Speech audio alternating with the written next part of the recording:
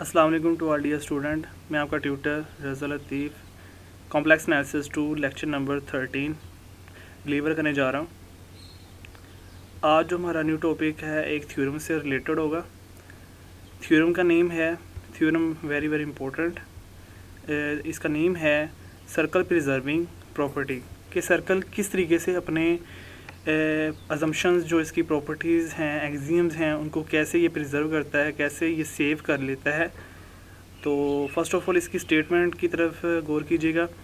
If C is a circle in Z plane and if capital T is a linear fractional transformation, then the image of C under T is either a circle or a line in the extended W plane.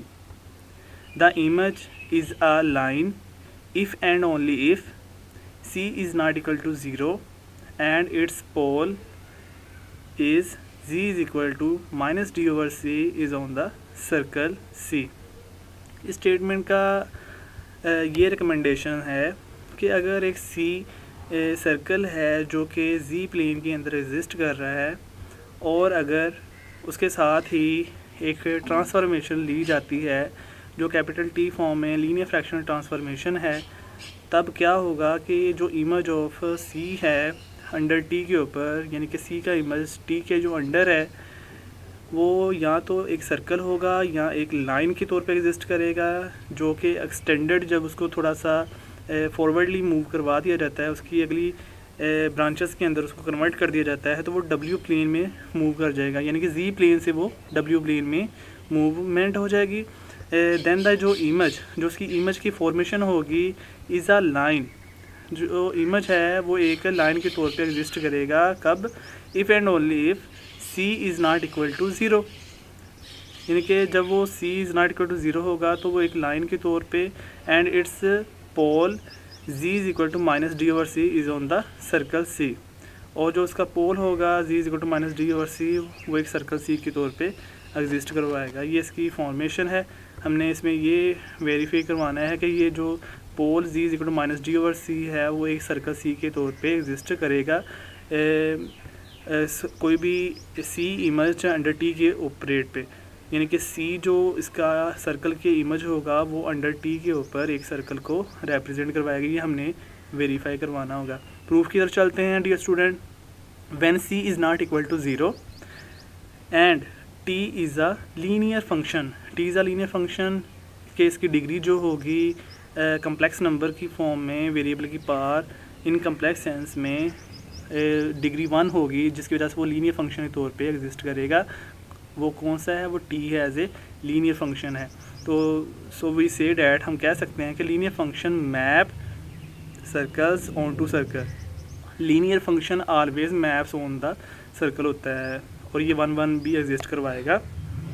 Assume that C is not equal to 0, then T of Z make composition of 3 functions. Composition 3 functions को attached करने की कोशिश करेगा कोई भी transformation, और वो transformation T of Z composition कुछ इस सेंस में होगी कि फंक्शन 3 ले लेने हैं। एक F फंक्शन है, एक G फंक्शन है और एक H फंक्शन है। तो ये तीनों फंक्शंस आपस में कंपोजिट हो रहे हैं। ये जो नॉट लगा हुआ है ना, ये सर्कल आउट 0 की फॉर्म में, ये नॉट है, ये कंपोजिशन की फॉर्मेशन होती है। तो this implies that T of Z is equal to F not G not H of Z के तीनों फंक्शंस को आपस में कंपोजिशन करवाई गई है in the sense of transformation of Z, where F of Z is equal to AZ plus B। AZ plus B ये show कर रहा है कि ये F ऑफ Z एक लीनियर फंक्शन है। H of Z is equal to CZ plus D, this is also known as linear function, ये मैंने रिप्रेजेंट करवाया हुआ है। और linear function and G of Z की भी फॉर्मेशन है कुछ इस सेंस में कि G of Z is equal to 1 over Z is reciprocal function, यानी कि 1 over Z it's mean reciprocal होगा, क्योंकि ये Z प्लेन जो है ये इसके डिनोमिनेटर में एग्जिस्ट कर रहा है। जब इसको आप कह लें कि रेसिप्रोकल करवाओ या इसको रिवर्स फॉर्म में कन्वर्ट करवाओ, तो ये रेसिप्रोकल फॉर्मेशन को एग्जिस्ट करवाएगा। अगर आप Z को चेक भी करें तो x प्लस आयोटा तो उसको आप रैशनलाइज करें तो उसकी फॉर्मेशन कुछ न्यूमरेटर डिनोमिनेटर के लिहाज से एग्जिस्ट होगी, और उससे आप रियल पार्ट और इमेजिनरी पार्ट को वहाँ से आप सेपरेट भी कर सकते हैं। लेकिन हमारा वो उस सेंस में नहीं जाना, हमने जस्ट इसको ऑपरेट करवाना है, हम थ्योरम को प्रूफ कर रहे हैं। तो एफ ऑफ जी है, एच ऑफ जी है और जी ऑफ जी, इनकी फंक्शंस की ऑपरेशंस आपको बता दी गई है। अब हमने कुछ ऑब्जर्वेशंस करनी है। Observe that since H is a linear mapping, H एक लीनियर मैपिंग के तौर पे एग्जिस्ट करेगा। अब हमने इसके मैपिंग्स की तरफ जाना है। जब वो मैपिंग्स की तरफ जाएगा तो अगर हमारे पास सी सर्कल था तो वो सी डैश की तरफ थोड़ी सी मूवमेंट कर जाएगा, यानी कि लें कि उसकी कुछ चेंजिंग हो जाएगी या उसकी शेप्स में थोड़ा सा बिगाड़ डिस्टॉर्डेंस आ सकती है। So image C dash of the circle C under H is a circle. जो सी डैश इमेज है वो एक सर्कल सी का है और अंडर किसके वर्क कर रहा है, एच के, वो भी एक सर्कल होगा। ऑब्वियसली वो सर्कल होगा because H is a linear function. Now we examine two cases. अब यहाँ से हमने टू केस को अराइज करना है। Case number 1, let w is equal to 0 is on the circle. w is equal to 0 का मतलब है कि जो इमेज ऑफ z होगा, जो फंक्शन ऑफ z है वो w होगा। आपको ऑलरेडी जानते हैं कि w is equal to F of G होता है, और जो w यहाँ पर शो करवाया हुआ है वो है एज ए ज़ीरो। अगर वो कहता है कि वो ज़ीरो है ऑन द सर्कल के ऊपर सी डैश के लिहाज से एग्जिस्ट कर रहा है, सी डैश आपको प्रीवियस एच के ऊपर वर्क कर रहा है जो कि मैपिंग जो कर रहा था, then we have to obtain, तो हमें क्या चीज़ एग्जिस्ट हो जाएगी, क्या चीज़ प्रूफ हो जाएगी कि पोल वहाँ से z is equal to minus D over C मिलेगा। जो पोल है अगर आप किसी भी ट्रांसफॉर्मेशन फंक्शन में पुट करें पोल को तो वो एक इन्फिनिटी यहाँ से जनरेट कर रहा होता है। ये मैंने एप्लीकेशंस में आपको extended complex plane in the sense of linear fraction transformation में आपको पोल्स के क्वेश्चन भी करवाए हुए हैं। 7.2 exercise, question number 1 to question number 4, वो आपको मैंने क्वेश्चन के सोल्यूशन सेंड किए हैं, आप उनको फॉलो कीजिएगा, वहाँ से आपको पोल्स का आइडिया हो जाएगा। Extended complex plane in the sense of linear fraction transformation. तो जो पोल है z is equal to minus D over C is on the circle C के ऊपर एग्जिस्ट हो जाएगा।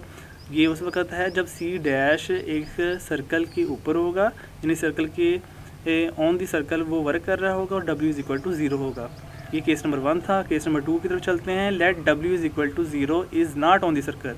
अब w इज़ इक्वल टू 0 अगर सर्कल सी डैश के ऊपर नहीं है तो क्या होगा, then we have to obtain pole z is equal to minus D over C is not on the circle c। तो वो जो पोल होगा वो z is equal to minus D over C circle के ऊपर भी एग्जिस्ट नहीं करेगा। उसकी रीज़न ये है कि c डैश सर्कल के एग्जिस्टेंस में नहीं आ रहा, सो डैट्स वाई जो इसका पोल होगा वो भी सर्कल में एग्जिस्ट नहीं कर सकता। तो फर्दर मोर इसकी कुछ अजम्पशंस होती हैं, वो हमने मैपिंग्स की फॉर्मेशन में बताना है। इफ़ वी सेट मैपिंग्स, अब हमने कुछ मैपिंग्स को in the sense of mathematically form में कुछ रिप्रेजेंटेशन करवानी होगी by the definition of circle. Circle की डेफिनेशन को in the sense of W plane में आपने बताना होगा। w minus W not whole mod, जो इसकी मॉडुलस वैल्यू है इज इक्वल टू रो। ये वैसे मैंने आपको जी प्लेन के लिहाज से भी डेफिनेशन करवाई हुई है। G minus G not whole mod is equal to R, या स्मॉल आर ले लें, कैपिटल आर ले लें, वो इसका रेडियस होता है। लेकिन ये आपकी डेफिनेशन है in the sense of W plane में। w minus W not whole mod is equal to rho. इसको आपने क्वेश्चन नंबर 1 का नाम दे लेना है। Also reciprocal functions in the sense of mappings S. अब हमें रेसिप्रोकल फंक्शन की डेफिनेशन को यूज़ करना है in the sense of mapping की फॉर्म में। तो जाई ये न्यू फंक्शन अराइज होंगे, मैपिंग्स को आपने ड्राइव करना है। जैसे आप w इज इक्वल टू लिखते थे एफ ऑफ जी, इसी तरीके से आप एफ ऑफ w को लिख सकते हो जाई की फॉर्म में। तो xi is equal to F of w, यानी कि w जो जाई का जो इमेज होगा वो एफ ऑफ w होगा। इस तरीके से वो w का जो इमेज होता था वो एफ ऑफ जी होता था। तो xi is equal to F of w is equal to reciprocal की डेफिनेशन के अकॉर्डिंग ये क्या होगा 1/w। ठीक, इसको आपने क्वेश्चन नंबर 2 का नाम दे लेना है। तो and also xi not is equal to F w not is equal to 1/w not. तो w आप यहाँ पे ओमेगा की फॉर्मेशन भी कह सकते हो, w कह लें, ओमेगा कह लें, इट्स नो इशू, बट आपने इसकी फॉर्मेशन w प्लेन में एग्जिस्ट करवानी, इसलिए मैं आपको w का नेम लेके बता रहा हूँ। तो आप w का नेम लेने तो वो बेटर है। सो वी हैव, अब आपने क्या करना है, जो आपने दो जाई के रिजल्ट्स यूज़ करवाएं इन the sense of reciprocal form में। अब आपने उनका लेना है difference in the sense of modulus form में। तो जाई माइनस यानी कि क्वेश्चन नंबर 2 को क्वेश्चन नंबर 3 में से सब्ट्रैक्ट करना है and taking whole modulus on both sides, ऐसे मैंने कहा है। तो xi minus xi not whole mod is equal to xi की वैल्यू 1/w और जाई नॉट की वैल्यू 1/w0। अब आपने इसका एलसीएम लेना है, तो एलसीएम ये बन जाएगा w0। तो आप एलसीएम लेके w0 माइनस w कर देंगे। उसके बाद आपने यहाँ से जब माइनस कॉमन लेंगे तो इसकी अरेंजमेंट कुछ इस सेंस में बन जाएगी। वो जो माइनस कॉमन होगा वो मॉडुलस की वजह से पॉजिटिव हो जाएगा। उसके बाद मॉडुलस की प्रॉपर्टीज़ को आपने chapter number 1 complex analysis 1 first part में आपने फिफ्थ सेमेस्टर में चैप्टर नंबर 1 जैनिस जी जिल्ट की बुक से प्रॉपर्टीज़ के तौर पे अजम्पशंस किए हुए हैं कि मॉडुलस वैल्यू को सेपरेटली मूव करवाया जा सकता है। मैंने इसका मॉडुलस सेपरेट कर दिया है अप्स एंड डाउन फॉर्म में। उसके बाद ओमेगा w माइनस w0 जो होल मॉड है वो किसके इक्वल है वो देख लीजिएगा। वो क्वेश्चन नंबर 1 रो के इक्वल है। उसके बाद 1/w जाई के इक्वल है। क्वेश्चन नंबर 2 1/w0 जाई नॉट के इक्वल है। तो क्वेश्चन नंबर 3 इनको question number 1 question number 2 question number 3 को यहाँ पर आपने यूज़ करवाना है। तो आपका रिज़ल्ट बन जाएगा रो जाई मॉड जाई नॉट मॉड। तो फाइनली आपके पास रिज़ल्ट आ जाएगा xi minus xi not whole mod is equal to rho xi mod जाई नॉट मॉड, यानी कि सेपरेटली जो इसके मॉडुलस वैल्यू हैं वो सेपरेटली मूव कर जाएंगे और इसका जो रो होगा वो इसको कन्वर्जेंटली मूव करवाएगा, जो इसको कंट्राडिक्ट नहीं होने देगा और इसको बैलेंस रखने की कोशिश करेगा, जो कि एक सर्कल के इमेजेस को होल्ड करवा रहा है। Hence we conclude that finally हम अपने रिज़ल्ट की तरफ रीच कर चुके हैं। Image of C under T, जो इमेज ऑफ सी है under T is a circle, कि हम फाइनली बता सकते हैं कि जो सी का इमेज अंडर टी के ऊपर ऑपरेट हो रहा है वो एक सर्कल के तौर पे ही एग्जिस्ट कर रहा था। I hope our students conceptually understand my this theorem. तो अगर कोई कन्फ्यूजन हो तो आप डिस्कस कर सकते हैं। इसके अलावा जो आपको कुछ एप्लीकेशंस दी गई थी exercise 7.2 question number 21 to question number 26 तक 4 क्वेश्चन तो मैंने आपको सॉल्यूशन निकाल के दिए हुए थे और 2 क्वेश्चन आपका होमवर्क था, वो आई होप आपने अच्छी तरीके से वो भी कर लिए होंगे। अगर उनमें कोई कन्फ्यूजन हो तो आप मुझसे डिस्कस कर सकते हो आज के लेक्चर में। तो ओके जी, ख्याल रखिएगा डियर स्टूडेंट्स। अल्लाह हाफिज़।